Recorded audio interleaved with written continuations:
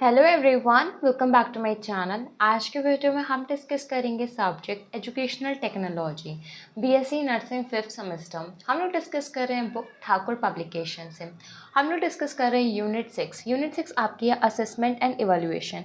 अगर मैं बात करूँ असेसमेंट एंड इवैल्यूएशन की, तो इसमें हम लोग ऑलरेडी पार्ट 1 वीडियो को डिस्कस कर चुके हैं। आज की ये वीडियो पार्ट 2 है, जिसमें हम लोग डिस्कस करेंगे assessment of skill, assessment of attitude. इसमें एटीट्यूड स्किल्स के नाम आपको पता होने चाहिए, और असेसमेंट करेंगे for the higher learning. Part 1 video में हम लोग डिफरेंस कर चुके हैं कवर असेसमेंट और इवैल्यूएशन का। साथ में हम लोग कवर कर चुके हैं असेसमेंट ऑफ नॉलेज टॉपिक को, जिसके अंदर आपका आता है ऐसे type question, short answer question and MCQ. Part 1 video uploaded है चैनल पर। अगर आपको वीडियो ढूंढने में प्रॉब्लम आ रही है सब्जेक्ट एजुकेशनल टेक्नोलॉजी की, तो सिंपली आप प्लेलिस्ट पे जाइए। प्लेलिस्ट पे आपको हर एक वीडियो यूनिट वाइज मिल जाएगी। सो स्टार्ट करते हैं आज की वीडियो को। सबसे पहले आपका आता है असेसमेंट ऑफ स्किल। अगर मैं बात करूँ असेसमेंट ऑफ स्किल्स, वो सारे स्किल्स आप असेस करोगे जिससे आप इवैल्यूएट कर सको। अगर आप सिलेबस में देखोगे, तो पहले मैं आपको सिलेबस बताऊँ, तो सिलेबस में आपका इसमें टोटल आपके 8 पॉइंट आते हैं। पहला आपका आता है क्लिनिकल इवैल्यूएशन, मतलब कि जो कि आपका कहाँ होता है, क्लिनिकल में होता है। और इसमें अगर आप ड्यूटी करते हो, ड्यूटी के बाद में एक आप प्रिंट निकलवा के देते हो पेज, जिसमें आपका क्लिनिकल इवैल्यूएशन होता है उस सेमेस्टर का। वैसे पता नहीं आपके वहाँ होता नहीं, मेरे वहाँ ये चीज़ होती है। फिर उसके बाद में आता है ऑब्जर्वेशन। ये भी आपके स्किल्स के लिए होता है, जिसमें एक चेकलिस्ट होती है और आपको ऑब्जर्व करा जाता है। फिर आपका आता है रिटन कम्युनिकेशन, जिसमें आपके रिटन टेस्ट आता है, जैसे कि आप क्लिनिकल में एनसीपी बना पा रहे हो या नहीं। फिर आपका आता है वर्बल कम्युनिकेशन, मतलब कि ओरल एग्जामिनेशन, जिसको हम लोग वाइवा कहते हैं। फिर आपका आता है साइमुलेशन, जो कि आपका रियल बेस्ड होता है, जैसे कि कोई रियल बेस्ड केस आ गया या फिर रियल बेस्ड इंसिडेंट है, उस पे आपका चल रहा है, उस पे भी आपकी स्किल्स को चेक करा जाता है। फिर आपका नेक्स्ट आता है ऑस्की, जिसको हम लोग कहते हैं ऑब्जेक्टिव स्ट्रक्चर्ड क्लिनिकल एग्जामिनेशन। ये ऑस्की होता है, इसमें आपके परफॉर्म करा जाता है ऑस्की तो आपको खुद पता है, क्योंकि आप लोग फर्स्ट सेमेस्टर पर से करते ही आ रहे हो। वो भी आपका क्या होता है, क्लिनिकल के एग्जाम में करने के लिए होता है, और उसमें आपके स्किल्स को क्या करते हैं, असेस करते हैं। फिर होता है सेल्फ इवैल्यूएशन, जो कि आपका खुद कर लेते हो खुद के से। फिर आपका होता है क्लिनिकल पोर्टफोलियो, क्लिनिकल लॉग्स। ये आपका क्या है, ये आपके रिकॉर्ड बुक है, जो आप क्यूमुलेटिव रिकॉर्ड बुक लेके टहलते रहते हो, वो आपकी है रिकॉर्ड बुक, जिसमें आप वाइवा करा के टीचर से सिग्नेचर लेते हो, अपने जितने भी असाइनमेंट्स, जितने भी रिक्वायरमेंट्स बनाते हो, उसके डेट उस पर सिग्नेचर कराते हो। और जब आपके एग्जामिनर आते हैं प्रैक्टिकल के लिए, तब एक्सटर्नल एग्जामिनर उस पर सिग्नेचर भी करते हैं। साथ में आपके जो इंटरनल एग्जामिनर बनते हैं टीचर, वो भी उसमें सिग्नेचर करते हैं। अब आपको याद होगा कि मैं किसकी बात कर रही हूँ। तो ये सारे 8 पॉइंट आपके किसके अंदर आते हैं, असेसमेंट में आते हैं स्किल्स के लिए। तो आपकी पहली क्या है, क्लिनिकल इवैल्यूएशन है। अगर मैं बात करूँ क्लिनिकल इवैल्यूएशन का, तो क्लिनिकल इवैल्यूएशन वो प्रोसेस है जो कैपेबिलिटीज प्रैक्टिस को हम लोग चेक करते हैं ड्यूरिंग क्लिनिकल्स। इसमें हम लोग सब कुछ देखते हैं, जैसे कि आप क्या केयर कैसे कर रहे हो पेशेंट की, फैमिलीज की, कम्युनिटीज़ की, आपका क्या एक्सपीरियंस है, आपने क्या क्या स्किल्स को डेवलप करा। सो ये होता है। अब इसका पर्पस क्या है, पर्पस ये से हम लोगों को आपकी क्वालिटी, आपके स्टैंडर्ड को पता चलता है, आपके एक्सेलेंट और गुड परफॉर्मेंस को हम लोग असेस कर सकते हैं, आइडेंटिफाई कर पाते हैं आपके परफॉर्मेंस को, डिसाइड कर पाते हैं कि स्टूडेंट्स को और गाइडेंस और ट्रेनिंग की ज़रूरत है या नहीं। साथ में हम लोग इसी से ही गाइडिंग और काउंसलिंग भी स्टूडेंट का सेट कर पाते हैं क्राइटेरिया। फिर इसका आता है फॉर्म। इसके 2 फॉर्म्स में पाया जाता है। एक आपका होता है नॉर्म रिफरेड इवैल्यूएशन, फिर होता है आपका क्राइटेरिया का। फिर क्राइटेरियन की अगर मैं बात, पहले अगर मैं फर्स्ट पॉइंट बताऊँ, दैट इज़ आपका नॉन रेफरेंस। तो ये आपका इवैल्यूएशन क्लिनिकल परफॉर्मेंस के लिए स्टूडेंट के लिए बनाया जाता है, जो इंडिकेट करता है उसके प्रेशर के लिए।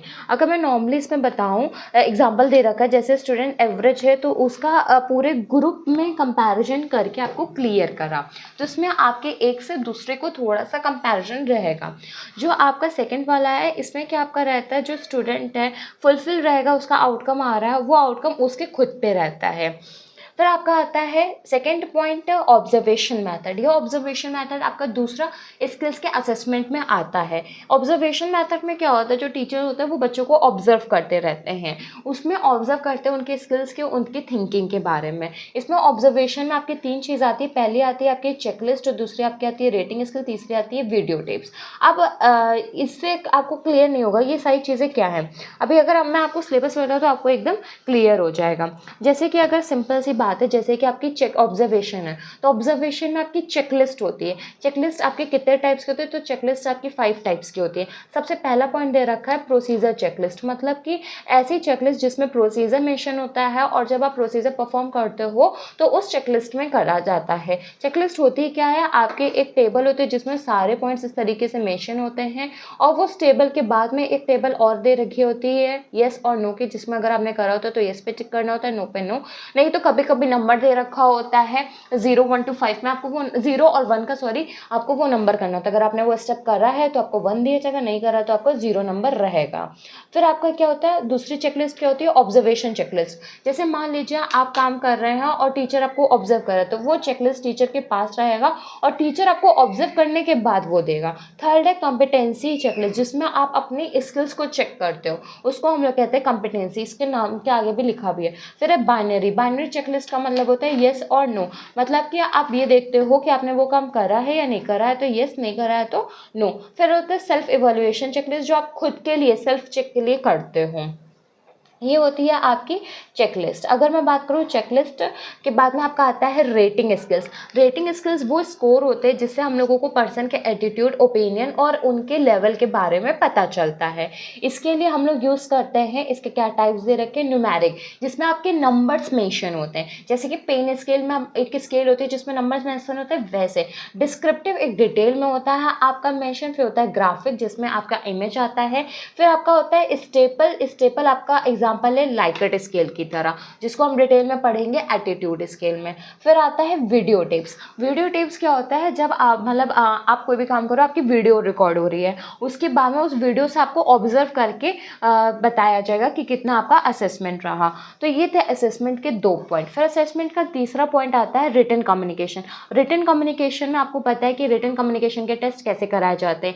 जैसे कि क्लिनिकल साइड में आपका सबसे ज़्यादा रिटन कम्युनिकेशन होता है पेशेंट के डेटा से, जैसे कि आप करते हो history collection, physical examination, investigation, medication, nursing diagnosis, NCP, उसके बाद में हेल्थ एजुकेशन। ये रिटन का एग्ज़ाम आपका हर ड्यूटी के बाद होता है। क्यों होता है, जिससे कि एग्जामिन कर पाते हो आप, एग्जामिन कर पाते हैं टीचर कि बच्चे ने कितना लर्न करा है। फिर आपका आता है वर्बल, जिसमें वाइवा होता है, जिसमें वो टीचर्स आपसे ओरली क्वेश्चंस पुटअप करते हैं और आपको उसका आंसर भी ओरल देना होता है।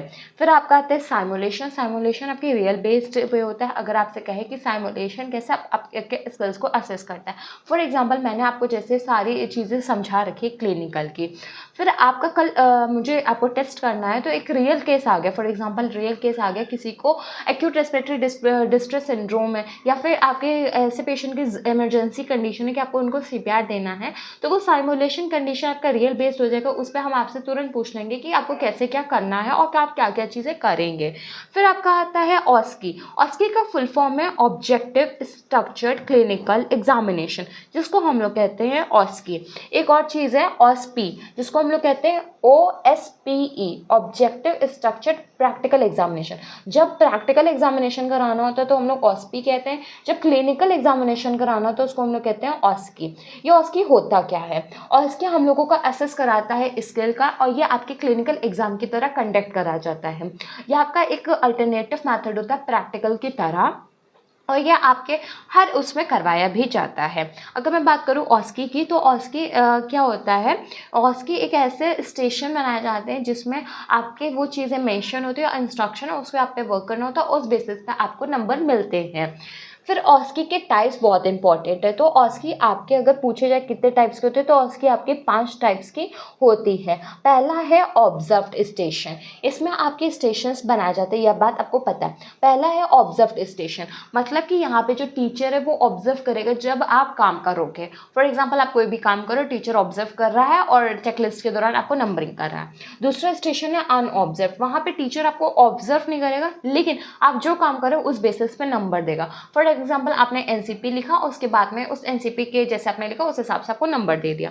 तीसरा है मैन्ड स्टेशन। यहाँ पे पता आपको सिनेरियो मेंशन होता है, बस आपको सिनेरियो को पढ़ना होता है और आपको काम करना होता है। लाइक सिनेरियो में मेंशन है कि ये आपका प्रोसीजर, इसमें आपको IM करना है, मतलब IM प्रोसीजर परफॉर्म करना है। ये एक सिनेरियो दे रखा है, तो वो सिनेरियो आप रीड करोगे और डमी सामने रखा या फिर पर्सन है फॉर एग्जाम्पल, तो आप IM इंजेक्शन लगाओगे, तो वो क्या हो गया मैन, यहाँ पे सिनेरियो मेंशन है। फिर होता है एनवायरनमेंट जहाँ पे सिनेरियो मेंशन नहीं होता है वहाँ पे आप जा रहे हो, वहाँ पे बताया जाएगा कि ये आर्टिकल्स है, इसको आप एग्जामिन करो और इसके आप पर्पस लिखो। फॉर एग्जाम्पल कैथेटर का साइज है, इसका फ्लो रेट लिखो। फॉर एग्जाम्पल मेंशन कर देंगे कि आप इसमें से पहचानो यूरिन बैग कौन सा है, AMBU बैग कौन सा है, इस टाइप से। वो होता है अनमैन्ड, वहाँ पे कुछ चीज़ें मतलब नहीं दे रखी होती है, आपको एनालाइज करके लिखना होता है, सिनेरियो नहीं दे रखा होता है। फिफ्थ और लास्ट आपका होता है स्टेशन, जिसको हम लोग कहते हैं रेस्टिंग स्टेशन। इस स्टेशन पे रेस्ट करते हैं स्टूडेंट्स। अब ये क्या चीज़ है, फॉर एग्जांपल मान लीजिए आपके वैसे आपके वहाँ उसकी होती है तो आपने एक स्टेशन पे 2-2 मिनट रुकना होता है और वो अलार्म बज जाता है, जिसके बाद आपको दूसरे स्टेशन पे चले जाना होता है। लेकिन कुछ जगह या फिर कुछ टेस्ट ऐसे भी होते हैं जिसमें ऑस्की का एक स्टेशन में टाइम बहुत ज़्यादा लग जाता है, या फिर बीच में ऐसी कंडीशन आ जाती है जहाँ पे आपको रोकना होता है या चेंज करना होता है, तो एक रेस्टिंग आपका वो होता है, रेस्टिंग स्टेशन होता है जहाँ पे बच्चे रुकते हैं, वेट करते हैं, रेस्ट करते हैं। तो ऑस्की आपके कितने टाइप्स के होते हैं, तो ऑस्की आपके 5 टाइप्स की होती हैं। पहला होता है ऑब्जर्व्ड, दूसरा होता है अनऑब्जर्व, फिर तीसरा होता है मैन, चौथा होता है अनमैन, फिर पांचवा होता है रेस्टिंग। फिर आपका आता है सेल्फ इवैल्यूएशन। सेल्फ इवैल्यूएशन के लिए आप खुद को सेल्फ से इवैल्यूएट करोगे, खुद से करोगे, जिससे आप असेस कर पाओगे अपने स्किल्स को। सेल्फ इवैल्यूएशन के लिए आप चेकलिस्ट का भी यूज़ कर सकते हो, जिसमें आपको क्या आती है कॉम्पिटेंसी चेकलिस्ट, जिसमें आप स्किल्स को चेक कर सकते हो। दूसरा आपकी आती है सेल्फ इवैल्यूएशन चेकलिस्ट, जिसमें आप खुद को भी चेक कर सकते हो। साथ में आप रिकॉर्डिंग का भी यूज़ कर सकते हो, आप रिकॉर्ड करके बाद में असेस कर सकते हो क्या चीज़ मैंने सही करी, क्या चीज़ मैंने गलत करी। साथ में आप किसी और से भी कन्फर्मेटरी कर सकते हो, और नहीं तो आप खुद से भी कर सकते हो। अगर आपको क्विक करना है तो सबसे पहले आप फर्स्ट सेमेस्टर में क्या क्या क्लिनिकल करने के काबिल थे, अब आप सेकंड में क्या बने, फिर थर्ड में क्या बने, फोर्थ में क्या बने। अब आप ये देखिए कि फिफ्थ सेमेस्टर में आप कितना सीख रहे हैं, क्योंकि आप ऑलरेडी 4 बार पोस्टिंग कर चुके हैं अपने हॉस्पिटल में। फिर आपका आता है last point, clinical portfolio, clinical logs. ये क्लिनिकल लॉग बुक क्यों हमारे लिए इंपॉर्टेंट होती है, इससे हम लोग असेस करते हैं स्किल्स का, कि आपके रिटन असाइनमेंट्स कितने जल्दी कंप्लीट हो रहे हैं, आपका कितना वर्क पेंडिंग है, टाइम कितना, आप कितने पंचुअल हो वर्क के लिए। साथ में जो आपके टॉपिक डिवाइड होते हैं सब्जेक्ट वाइज, आप कितने जल्दी टीचर को समझा रहे हो, मतलब सॉरी कितनी जल्दी आप टीचर को सुना रहे हो, जिसके बाद आपको सिग्नेचर मिल रहा है। मेरे वहाँ तो यही होता है, बाकी कॉलेजेस का डोंट नो। सो ये होता है क्लिनिकल पोर्टफोलियो। और मुझे ऐसा लगता है सबसे डिफ़िकल्ट रिकॉर्ड बुक को कंप्लीट करना है। रिकॉर्ड बुक कंप्लीट अगर आपकी हो गई तो समझ लीजिए आपने उस सेमेस्टर आधी ज़िंदगी जी ली। फिर आपका आता है next point, assessment of attitude. अगर मैं बात करूँ एटीट्यूड को असेस क्यों करना है, एटीट्यूड हम लोग एटीट्यूड स्किल का यूज़ करते हैं जिससे हम लोग असेस कर सकें एटीट्यूड का इंडिविजुअल पर्सन्स में। और ये हम लोग इसलिए करते हैं जिससे हम लोग पर्सन में मेजर कर सकें उनके फीलिंग को, उनके बिलीफ को और उनके ओपिनियन को। अब ये स्किल आपकी 2 टाइप्स की आती है। एक होती है सिंगल आइटम स्किल, जो आपके एक टाइम पे एक चीज़ को बताएगी, लाइक आपके फीलिंग या ओपिनियन में से किसी एक चीज़ को बता देगी। मल्टीपल आइटम स्किल मतलब ये ऐसी स्किल हो गई एक टाइम पे आपके 2 से 3 चीज़ें बता देगी। इसमें आपका टाइम भी मतलब सॉरी इसमें आपका उसी टाइम पे आपका फीलिंग भी बता देगा, बिलीफ भी बता देगा और ओपिनियन भी बता देगा। ये आपका पता चलता है कितना आप एग्री कर रहे हो कि कितना आप एग्री नहीं कर रहे हो। अगर पर्सन एग्री कर रहा है तो हम लोग सिंगल आइटम पे रहते हैं, अगर एग्री नहीं कर रहा होता है मतलब एग्री मल्टीपल के लिए कर होता है तो मल्टीपल, अगर एग्री करेगा तो हम लोग करेंगे, नहीं करेगा तो हम लोग नहीं करेंगे। बट होती कितने टाइप्स की हैं, 2 टाइप्स की होती है। एक होता है सिंगल आइटम स्केल, एक होता है मल्टीपल आइटम स्केल। इस पर एग्ज़ाम में पूछा गया था कि आपके 2 एग्जाम्पल देने हैं एटीट्यूड स्केल के, तो आपके इतने सारे एग्जाम्पल हैं, आप इसमें से कोई भी एग्जाम्पल देख सकते हैं। जैसे कि आइटमाइज्ड कैटेगरी स्केल एग्जाम्पल है, और आपकी कंपैरेटिव स्केल है। मल्टीपल आइटम में आप लाइकर्ट स्केल भी दे सकते हैं, आप स्टेपल स्केल भी दे सकते हैं, और सीमेंटिक स्केल का भी नाम दे सकते हैं। क्योंकि कभी कभी क्या होता है, बहुत बच्चे कंफ्यूज हो जाते हैं, तो आपके 2 नाम दे रखे थे, आप कोई भी नाम 2 दे सकते हैं, नहीं तो आप इस तरीके से डिवाइड करके भी 2 नाम मेंशन कर सकते हैं। फिर आपका नेक्स्ट और लास्ट पॉइंट आता है आपके सिलेबस में, असेसमेंट करना अब आपको टेस्ट हायर लर्निंग के लिए। हायर लर्निंग के लिए आप कौन सा ऐसे टेस्ट परफॉर्म कराओगे जिससे आप असेस कर सकते हो स्टूडेंट्स के लिए। तो इसमें आपका पहला मेथड आता है इंटरप्रेटिव क्वेश्चन, मतलब कि ये ऐसे आपके क्वेश्चन या फिर ऐसे आपके टेस्ट होते हैं जिसमें आपको स्टूडेंट को हम लोग क्वेश्चन दे देते हैं और उनकी डीप थिंकिंग को चेक करते हैं कि उस क्वेश्चन को वो कैसे प्रेजेंट करेंगे, क्या समझ रहे हैं और कैसे आगे प्रेजेंट क्वेश्चन करेंगे। ये होता है इंटरप्रेटिव क्वेश्चन। फिर दूसरा होता है hot spot question. Hot spot question का मतलब ये होता है, फॉर एग्जाम्पल ये आपका क्या दे रखा है, फिगर दे रखा है। मान लीजिए ये आपका क्या है, एक चार्ट पेपर है, इसमें आपका फिगर दे रखा है। ये फिगर में मैंने यहाँ पे एक मार्क कर दिया, दैट इज अ स्पॉट। इस स्पॉट पे आपको क्या करना है, करेक्ट एरिया पे आपको बताना है इसकी, फॉर एग्जांपल लेबलिंग बतानी, लेबलिंग या जो भी हम पूछ रहे हैं आपसे असेस करने के क्वेश्चन है वो आपको बताना होता है। तो हॉट स्पॉट का सिंपल सा ये होता है कि आपकी कोई भी इमेज होगी, कोई भी आपकी पिक्चर होगी, उसमें आपका मार्क होगा, उस मार्क चीज़ों पर आपको बताना होता है जो आपके क्वेश्चन में पूछा गया, उसको हम लोग कहते हैं हॉट स्पॉट मैथड। फिर तीसरा आपका आता है ड्रैग एंड ड्रॉप मैथड। ये आपका होता है मैचिंग की तरह। फॉर एग्जांपल जैसे आप मैच करते हो, जिसका आंसर जिससे होता है, मैच द फॉलोइंग नहीं होता है, हम लोग टेस्ट करते थे। जैसे फॉर एग्जांपल आपका क्वेश्चन फ्लावर में पूछा गया, तो फ्लावर इसमें से चारों में से फ्लावर कौन सा है, तो फ्लावर में आपका पहला दे रखा होगा मैंगो, दूसरा दे रखा होगा ट्यूलिप, तीसरा दे रखा होगा आपका विंडो, फोर्थ वन आपका दे रखा होगा क्लास। तो उसमें आपको पता है फ्लावर ट्यूलिप है, तो आप फ्लावर से ट्यूलिप तक एक लाइन खींच देते हो। ये होता है मैच द फॉलोइंग। आप ड्रैग एंड ड्रॉप का भी मतलब यही होता है कि आप देखोगे कि कहाँ पे उठाना है और जहाँ पे मैच करेगा वहीं पे आपको उसको क्या कर देना है, ड्रॉप कर देना है। फिर आपका 4th नंबर पे आता है जिसको हम लोग कहते हैं ऑर्डर्ड रिस्पॉन्स क्वेश्चन।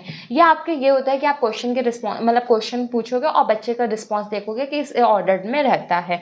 ये हम लोग सारे टेस्ट कराते हैं हायर लर्निंग के लिए। वैसे ये आपका लॉन्ग में या शॉर्ट में नहीं आएगा, ये सारे वेरी शॉर्ट्स के क्वेश्चन है, तो इतना ओवरव्यू नहीं, इतना आपको पता होना चाहिए जो आपके लिए इम्पोर्टेंट है। बाकी ये सारी चीज़ें मैंने सिलेबस के हिसाब से पढ़ी थी और ये सारे पॉइंट्स आपके स्क्रीन पे मेंशन है, क्योंकि वो जितना आपके लिए इम्पोर्टेंट है उतना आपको पढ़ना ज़रूरी है। बाकी ये वीडियो को हम यहीं पे एंड करते हैं। आपकी यूनिट असेसमेंट एवोल्यूशन कंप्लीट हो गई है। इससे रिगार्डिंग आपका कोई भी डाउट हो तो प्लीज़ आप मेंशन करिएगा कमेंट बॉक्स में। वीडियो अच्छी लगे तो प्लीज़ वीडियो को लाइक कर लीजिए, चैनल को सब्सक्राइब कर लीजिए। Thank you.